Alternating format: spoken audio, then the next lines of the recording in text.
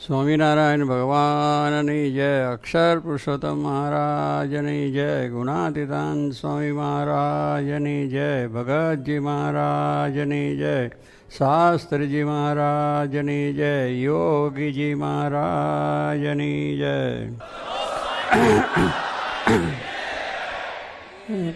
શતાબ્દી મહોત્સવની જય જય જય જય. પૂજ્ય શાસ્ત્રીજી મહારાજ આપણે જે આ સંસ્થા સ્થાપી છે એને ઉપાસનાની વાત જે આપણને સમજાવી છે એ ઉપાસના બધાને ડળ થાય અને એ કરીને એ પ્રમાણે આજ્ઞા અને ઉપાસના બે પાંખો કહી છે. કારણ કે બે પાંખ હોય તો જ ઉડાય. પક્ષીઓ છે બે પાંખથી ઉડે છે.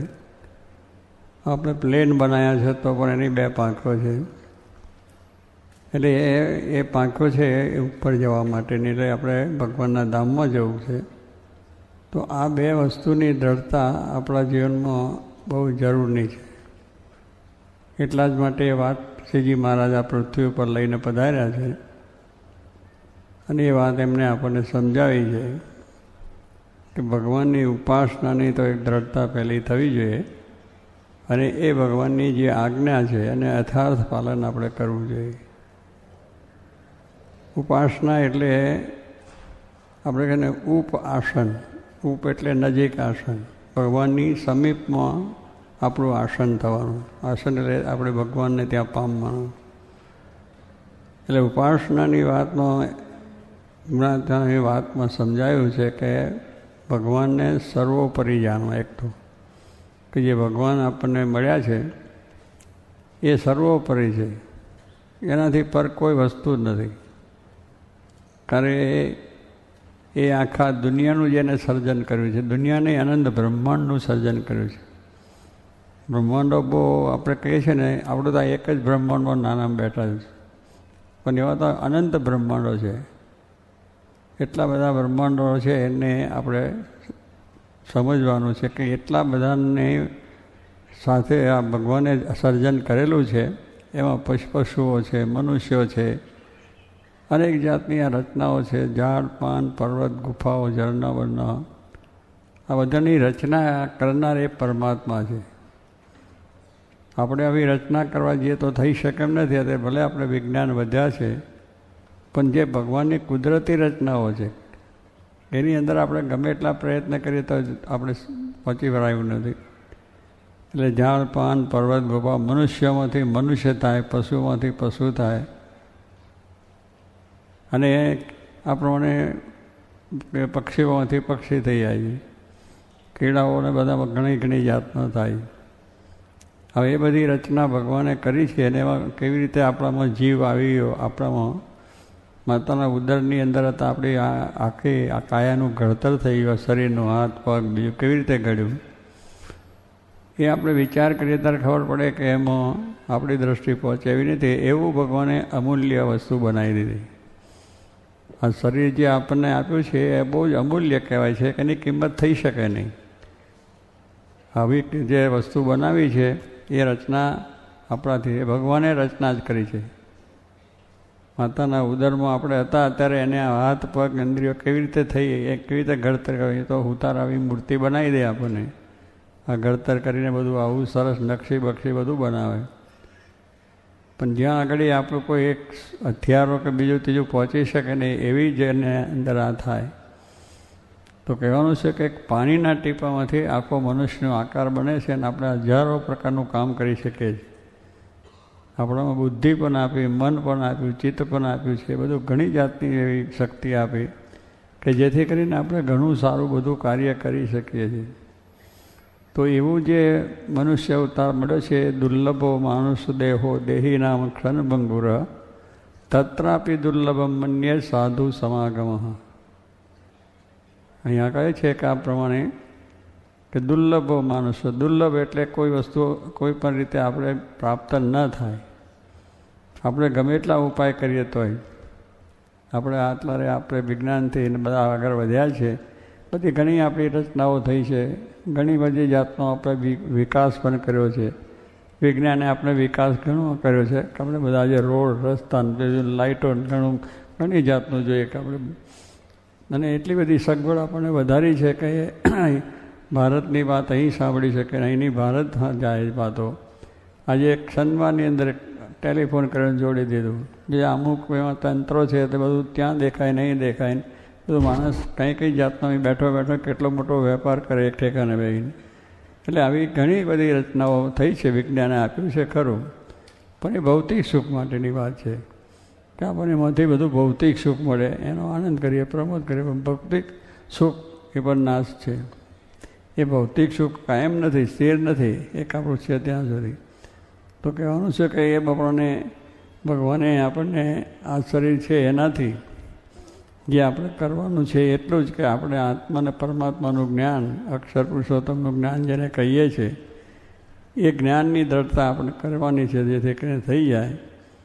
તો એ એટલે એ પ્રમાણે આપણે જો સમજણ આવે તો આ અહીંયા તમારે લિંકન સાહેબ થઈ ગયા, એમને પૂતળું બનાવ્યું છે અને બધા આપણે જુઓ છો કે 15 મિનિટનું ભાષણ હશે કે 20 મિનિટનું જે હોય તો આવી રીતે બેઠા હોય છે અને ઊભા થાય અને ભાષણ આપે 15 મિનિટ પછી બેસી જાય. હવે એ યંત્ર છે એટલે યંત્રથી થાય છે. અને અત્યારે રોબોટો પણ બનાવ્યા છે કે એને કંઈ જેટલું કર્યું હોય એટલું જઈ મશીન કરીને પાછું આવતું રહે. પણ એ એટલું જેટલું એને કર્યું છે એટલું જ, પછી એને આગળ કશું બીજું ના થઈ શકે જેટલી એને યંત્ર પ્રમાણે ગોઠવ્યા પ્રમાણે. ત્યારે ભગવાને જે યંત્ર ગોઠવ્યું છે તો તમે 60, 70, 80, 100 વર્ષ સુધી કર્યા કરો તો વાંધો નહીં. કેટલી ક્રિયાઓ, કેટલી જાતનું બીજું ત્રીજું બધું કરીએ છીએ. તો એવી જે એમની રચના છે એ રચનાને આપણે જો વિચાર કરીએ તો આપણી મતિ મૂંઝાઈ જાય એવું છે. જેને રચ્યું આ જગત જોને જૂજવી જાતનું રહે, જોતાં મૂંઝાઈ જાય મત એવું કર્યું ભાતનું રહે, ભાતનું કર્યું. મેં કહ્યું મનુષ્યમાં પશુમાં કંઈ ઝાડ પાન પર્વત ગુફાઓ કેવી બધી રચના કરી, પર્વતો બધા બનાવી દે, એની અંદર કેટલી જાતના ઝાડ વૃક્ષો બીજું ત્રીજું અને બધા મનુષ્યો. તો કહેવાનું શું છે કે એનો વિચાર કરીએ તો આપણા દૃષ્ટિમાં આવે એવું નહોતું. એટલે જ એને આપણે ભગવાન કહીએ છીએ કે આવી જેને રચના રચી છે જેના પારને આપણે પામી શકતા નથી અને જેને આપણે આ પ્રમાણે એ પ્રાપ્ત કરવા માટે ગમે એટલા પ્રયત્ન કરીએ પામી શકાય એવો નથી, એવા પરમાત્મા છે એનું આપણા સ્વરૂપનું જ્ઞાન થાય કે એને કે એ છે કરતા છે ને એ જ કરે છે બધું. ભગવાન છે સર્વોપરી. એક તો 4 વસ્તુ સમજીએ તો ઉપાસના દ્રઢ થાય છે કે એક પહેલાં સર્વોપરી છે કે આવ્યું એમનું કાર્ય છે એટલે આ કાર્ય કોઈ કરી શકે નહીં, એ માટે સર્વોપરી. એટલે એમના થકી જ આ બધું તંત્ર ચાલે છે. આપણે ગમે એટલા કરીએ પણ કરતા તો એ જ એ સર્વોપરી છે અને એમની આપણે ઉપાસના કરવાની છે કે એ ઉપાસના એટલે એક તો સર્વોપરી છે એ આપણા જીવનમાં દ્રઢ થાય. પછી એ કરતા છે, ભગવાન જ કરે છે. આ બધું જે થયું છે એ ભગવાન જ કરે છે. આપણે જાણે કે માણસ જાણે મેં કર્યું કરતલ બીજો કોઈ, આદરે અધ્વચર છે હરિ કરે સો હોય. કે કેટલીક વખત આપણે કંઈક આ મેં કર્યું છે પણ એ તો રહેવાનું નથી, સ્થિર નથી, કશું નથી. એટલે આપણે કંઈક આ બધું મારાથી કામ થયું, આ બધું મેં કર્યું પણ તમને બુદ્ધિ ના આપી હોત તો શું કરવાના હતા? આપણી બુદ્ધિથી કેટલું કરી શકવાના છે? બુદ્ધિના પારથી પર પરમાત્મા છે. તો કહેવાનું છે કે જેને રચ્યું જગત જૂજવી જાતનું છે એમાં મતિ આપણી મૂંઝાઈ જાય એવું આ સરળ કર્યું છે. તો એ ભગવાન છે એને સર્વોપરી આપણે સમજીએ કે એ જ વસ્તુ આપણને આ બધું કરે. બીજું કે પછી કરતા છે ભગવાન કે જે કંઈ કરે છે પરમાત્મા આપણાથી નથી, આપણી બુદ્ધિથી શક્તિથી કરી શકતા નથી. ભગવાને અંતર મૂક્યું છે એવું આપણને આ થાય. કરતા એ દરેક વસ્તુ એનાથી થાય છે. આપણે જે કરીએ છીએ એ બધાનું કરતા પરમાત્મા છે. માણસ આપણે ગમે એટલું કરીએ પણ ભગવાનની જે રચના છે એવી રચના આપણે કરી શકતા નથી. અને જે કંઈ કરીએ છીએ પણ એમની ઈચ્છા સિવાય થઈ શકતું નથી. ભગવાન જ કરે દરેક વસ્તુ જે કરીએ. કારણ માણસને પોતાના કાર્યનું અભિમાન આવે કે મેં કર્યું છે પણ આપણે નથી કરી શકતા, અંદર બેઠેલા પરમાત્મા કરે. એમની શક્તિથી આપણે કામ કરીએ છીએ. એ બેસીને આપણે પ્રેરણા આપે છે તો આપણે બધું કામ કરી શકીએ છીએ. પણ માણસને એટલે પહેલું એક છે કે કરતા કોઈ પણ કાર્ય તમે કરો તેમાં એ છે અને ભગવાન જે કરતા હશે સારું જ હશે એ પણ સમજવાનું છે કે એમને જે કંઈ રચના કરી છે સારું, એમાં શંકાનું કારણ નથી. કારણ કે જ્યાં સુધી આપણને આનું જ્ઞાન નથી એટલે આપણને શંકા થાય છે, પણ જે જ્ઞાન થશે તો પછી એને બીજું કંઈ દેખાશે નહીં. તો એ ભગવાનનું કરતાપણું પણ આપણે દ્રઢ કરવાનું છે કે જે આપણાથી થાય છે, જે જગતમાં થાય છે, કે જે કંઈ થાય છે ભગવાનની ઈચ્છાથી થાય છે. ભગવાનની મરજી સિવાય કોઈ થઈ શકતું નથી. શ્રીજી મહારાજ કહ્યું મારી મરજી સિવાય સૂકું પાંદડું પણ હાલવાને સમર્થ નથી. આ સૂકું પાંદડું હોય છે, આપણે હલાવવા જઈએ તો આપણાથી હલાતું નથી. એક વખત શ્રીજી મહારાજ ગઢડામાં બિરાજમાન હતા અને મહારાજને ત્યાં પેલા સુબા હતા વિસનગરના, અને સુબા બહુ દ્વેષી હતા કે આપણા જે સત્સંગી થાય તો એનો દંડ કરે અને તડકે બેસાડે, આવી બધી ઉપાધિ બહુ કરે. પછી શ્રીજી મહારાજને ખબર પડી કે આ સુબા આવી રીતે આપણા ભક્તોને દુઃખી કરે છે, મારે એને જઈને બરાબર સમજાવવું. એટલે મહારાજ જવાની વાત કરી એટલે હરિભક્તો બધાને કાકરડામાં બિરાજમાં હતા, સંતો બધાને વાત થઈ. મારે કે સુબો તો બહુ દ્વેષી છે અને તમે ત્યાં જશો તો તમને પકડીને જેલમાં નાખી દે છે. મારે કે કંઈ નહીં, પણ આપણે ભક્તો દુઃખી છે તેની સહાય કરવા જવું જોઈએ, એ મહારાજે વાત કરી. પછી બધાને હતું કે રોકે એટલે મહારાજ રાત્રે ઉઠ્યા એક વખત. રાત્રે ઉઠીને તૈયાર થઈને પોતે ચાલવા માંડ્યા. બ્રહ્મચારી હતા સેવામાં, મૂળજી બ્રહ્મચારી, એ સૂઈ ગયા હતા મહારાજની નજીક સેવામાં જ. એટલે મહારાજ ગયા, ઉઠીને ચાલ્યા ગયા એટલે એને ખબર પડી નહીં ઊંઘની અંદર. પછી એકદમ જાગ્યા થોડીક વાર, પછી હાંફળા મહારાજને જોયા નહીં, ક્યાં ગયા એમ કરીને બોલવા માંડ્યા. બે વાત કરી દરબારમાં તો કે મહારાજ વિસનગર જવાની વાત કરતા હતા, મારે તે જ રસ્તે ત્યાં ગયા છે. એટલે બ્રહ્મચારી પાછળ ગયા. બ્રહ્મચારી એટલે મહારાજ આગળ થોડુંક ગયા હતા અને બ્રહ્મચારી દોડતા થોડુંક મહારાજને પહોંચ્યા 1 માઇલના. એટલે મહારાજને કહ્યું મહારાજ ના જશો, શુભો આવું છે ને આમ છે. ત્યારે મહારાજે બ્રહ્મચારીને કહ્યું, બ્રહ્મચારી શુભો આપણે શું કરીએ કે એ તો આપણે ગમે એટલું કરશું તો પણ આપણે નહીં થાય. એટલે મહારાજે કહ્યું કે આ તમે બ્રહ્મચારી તમે આ જેમ લીમ પાન આ લીમ આ જે પાને આ સૂકું પાંદડું પણ હલાવે, કોણ હલાવે છે? તો કે તો પવન હલાવે. સૂકું પાંદડું તો આપણે હોય ને પવન આવે તો હાલી જાય, તો પવનને કોણ હલાવે છે? તો કે મહારાજ એ તો પવનને તો તમે હલાવો છો. તો પછી જો એ પ્રમાણે છે, અમારી મરજી સિવાય કોઈ વસ્તુ થાય એવી છે નથી, માટે સુબાના કંઈ હાથમાં નથી કે આપણે પકડેને જેલમાં નાખે. પણ ભક્તોની રક્ષામાં જવું છે. પછી મહારાજ ત્યાં ગયા, જાય છે અને સુબાને જઈને આમ ત્યાં મળ્યા ને દર્શન થયું, અને દર્શન થયું ને એનું બધું પરિવર્તન થઈ જાય છે અને પછી એ ભક્ત બને છે. અને એ સત્સંગ એટલે કહેવાનું શું છે કે સુબો આવો મજબૂત હતો, પણ એ જ મહારાજને પકડવાનો વિચાર કર્યો, પકડી શક્યો નહીં અને બોલો સામેથી સત્સંગ થયો છે. એમ ભગવાનના હાથમાં છે કે આ જીવને જીવાડવા કે એનું મૃત્યુ કરવું તે ભગવાનના હાથની વાત છે. એ સિવાય કોઈ કરી શકે એવું છે નહીં. તો કહે છે મહારાજ પહેલાં સર્વોપરી સમજવા, પછી કરતા સમજવા, અને ત્રીજું છે તે આ સાકાર સમજવા. ભગવાન સાકાર છે. આપણે જાણીએ કે આ બધી કેટલા લોકો નિરાકારને પણ માને છે કે ભગવાનને આકાર જ નથી. જો ભગવાનને આકાર ન હોય તો આપણો આકાર કેવી રીતે બની શકે? એટલે એ પણ સમજવા છું. કુંભાર છે, માટલા બનાવે છે તો એનો આકાર બને છે. સુથાર છે એ પણ બધું લાકડામાંથી આકાર બનાવે. સલાડ છે પણ આકાર બનાવે છે, મૂર્તિઓ બનાવે, બીજું ત્રીજું જે કંઈ તમે બનાવો છો એ પણ આકાર બનાવીએ છીએ. તો એ જેમ બનાવે છે એમ અનંત કરોડો અબજો માણસોની જે આ બધી રચના છે એ કોઈ અનેક કરતા હોય તો આ બિલ્ડિંગ બનાવી છે. અત્યારે આ તંબુ બેઠા છે આપણે. હવે આ એકદમ આ તંબુ કેવી રીતે થયો કે એનો કારીગર છે, એના માણસ છે, આવીને બધું કરી ગયા. એટલે એ કંઈક આવું બનાવ્યું છે, પણ એ બનાવનારનો માણસ હોય તો જ આવું બની શકે. એ સિવાય બનતું નથી. બિલ્ડિંગો કરીએ છીએ 10-10 હો માળનો, પણ એ બિલ્ડિંગ થયું છે, પણ એનો બનાવનારો કોઈ વ્યક્તિ છે, એનો એન્જિનિયર છે, તે જાણે છે. તો એ એન્જિનિયરોથી બધું થયેલું છે. એવી રીતે આ જગત આખું જેની રચના કરી છે, અનંત બ્રહ્માંડોની રચના આખી કરી છે, તો એનો કરતા કોખો હોવો જોઈએ. તે સિવાય બની શકે નહીં. એમ આપણે ભગવાન જો સાકાર છે તો આપણો આકાર પણ સાકાર બની શક્યો છે. એમનો થકી આપણને આ બધો આકાર જે થયો છે એમને એટલે સાકાર ભગવાન સિવાય કોઈ આપણને એ સુખ આવે નહીં. એ સામે ભગવાનની મૂર્તિ છે, એમાં ભગવાન રહ્યા છે, આપણે અહીંયા મૂર્તિઓ બેસાડીએ છીએ, એમાં પ્રાણ પ્રતિષ્ઠા થાય છે. પ્રાણ પ્રતિષ્ઠાથી ભગવાનનો આવેશ થાય છે અને એમાંથી ભગવાન આપણને આપણી જે ભક્તિ છે, આપણી શ્રદ્ધા છે, તો એમાંથી આપણને ઘણી પ્રેરણાઓ મળે છે. તો કહેવાનું કે સાકાર એક સર્વોપરી કરતા અને સાકાર એ ભગવાન નિરાકાર નથી.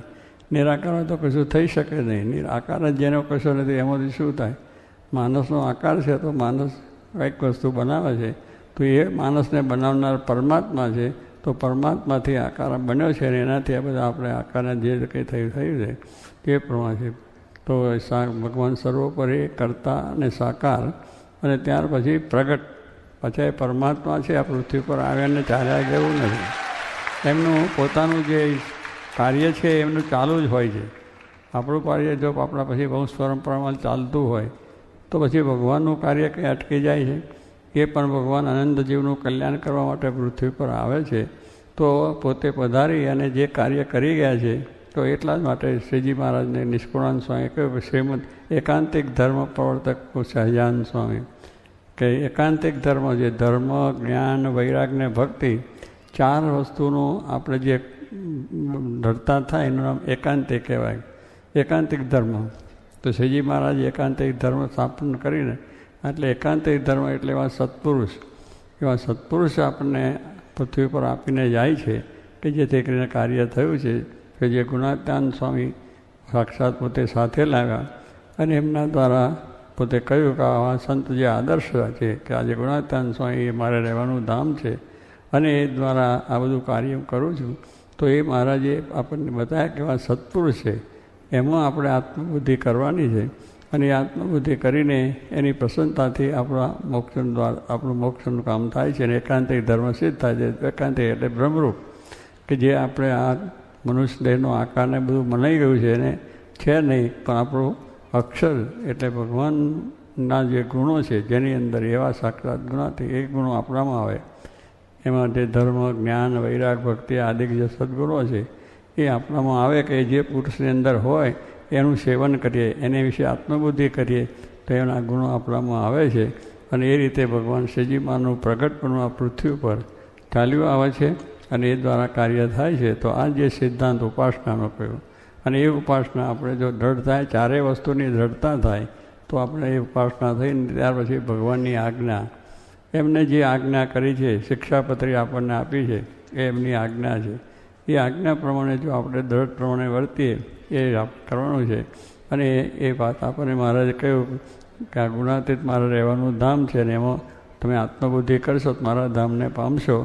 એટલે એ દ્રષ્ટા સમજીને આપણે એમની મન કર્મ વચને સેવા કરવાની છે કે સત્પુરુષની સેવા મન, કર્મ અને વચને આપણે મનથી એમને નિર્દોષ જાણવાના, કર્મે દેહે કરીને એ કેમ કરવાનું, વચને કરીને એમના ગુણગાન ગાવા.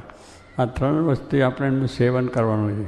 જે સત્પુરુષ પૃથ્વી પર છે એમનું મન વિશે આપણે જો સેવન કરીએ, એમની પ્રસન્નતા થાય, એમના જે સદગુણો છે, કલ્યાણકારી ગુણો છે એ આપણામાં આવે છે અને એ કરીને આપણે ભગવાનની ભક્તિ કરી ભગવાનના ધામને આપણે પામી શકીએ છીએ. તો આ પ્રમાણે આપણો જે આ અક્ષર અને પુરુષોત્તમનું જ્ઞાન છે, આજ્ઞા અને ઉપાસનાનું જે વાત છે, ઉપાસના મેં કહ્યું એ તે સમજવાની છે અને આજ્ઞા છે નાની મોટા વચન જે કંઈ મહારાજે આપણને કહ્યું અને આપણે જે ધર્મ, જ્ઞાન, વૈરાગ્ય કહ્યું આ શિક્ષાપત્રી બધું ઘણું લખ્યું છે એ બધા પ્રમાણે જો આપણે વર્તીએ તો પછી મહારાજની પ્રસન્નતા થાય અને એવા સત્પુરુષ આપણે છે એને વિશે આપણે જેમને કહ્યું છે આ ગુણાતીત જેવા બધાને કરવા છે એવા આપણે એ પ્રમાણે એમના જેવી કરીને સેવન કરીને એમની સેવા કરીને મેં સેવાની વાત કરી કે મન કરવા વચને સેવા કરવાની. તો એ મન કરવા વચને સેવા દ્રઢ કરીને એમને રાજી કરીએ તો ભગવાનની પ્રસન્નતા થાય અને ભગવાનના ધામને પામી શકાય છે.